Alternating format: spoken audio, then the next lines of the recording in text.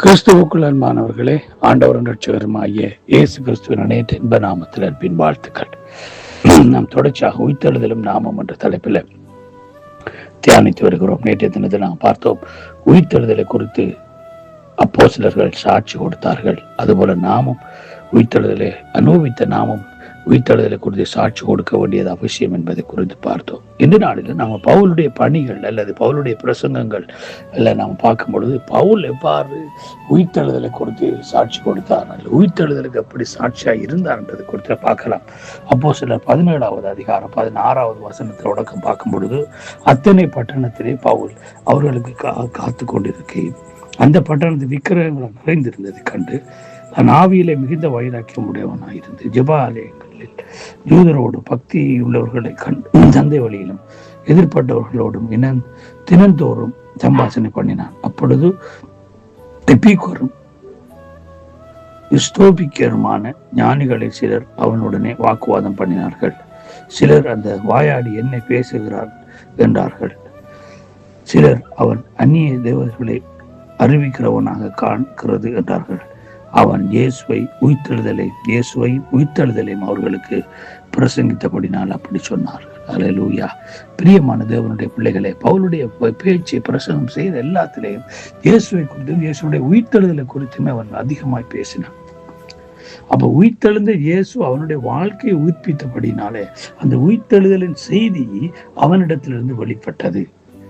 இன்றைக்கு நாம் எப்படிப்பட்ட சுவிசேஷத்தை சொல்லிக் கொண்டிருக்கிறோம்?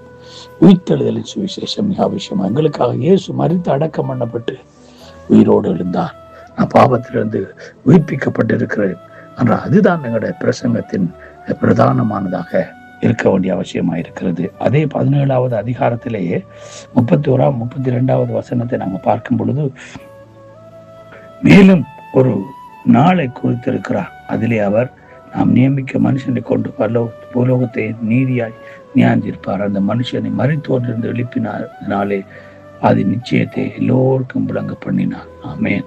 மரித்தோரின் உயிர்த்தெழுதலை குறித்து அவர்கள் கேட்ட பொழுது சிலர் இருக்கின்றார்கள், சிலர் சொல்லுகிறது இன்னொரு கேட்போம் என்றார்கள். ஆனால் பாருங்க பிரியமான தேவனுடைய பிள்ளைகள், கேள்கிறவர்கள் மத்தியில கூட பவுல் என்ன செய்தான்? இயேசு கிறிஸ்துவினுடைய உயிர்த்தெழுதலை குறித்து பேச தயங்கவே இல்லை. அப்போ உயிர்த்தெழுதல் கிறிஸ்தவ வாழ்க்கையில மிக முக்கியமானது என்பதை பவுல் அறிந்து வைத்திருந்தபடினால்தான் அவன் உயிர்த்தெழுதலை குறித்து அதிகமாக பிரசங்கிக்கிறான். ரோமருக்கு எழுதின நிருபத்திலே 14ஆம் அதிகாரம் 8ஆம் 9ஆம் வசனம் என்ன சொல்லுகிறது என்று பார்ப்போமா இருந்தால், நாம் பிழைத்தாலும் கர்த்தருக்கென்று பிழைக்கிறோம், நாம் மரித்தாலும் கர்த்தருக்கென்று மரிக்கிறோம். ஆகையால் பிழைத்தாலும் மரித்தாலும் நாம் கர்த்தருடையவர்களாக இருக்கிறோம். ஆமேன். கிறிஸ்துவ மரித்தோர் மேலும் ஜீவன் உள்ளவர் மேலும் ஆண்டவராயிருக்கு பொருட்டு மரித்து மெலிந்தும் பிழைத்தும் இருக்கிறார். அல்லேலூயா. ஆகவே நம்முடைய ஆண்டவராய் இயேசு கிறிஸ்து மரித்தும் உயிர்த்தும் அவர் பிழைத்தும் இருக்கிறார். அவர் மீண்டும் வரப்போகிறார். அல்லேலூயா.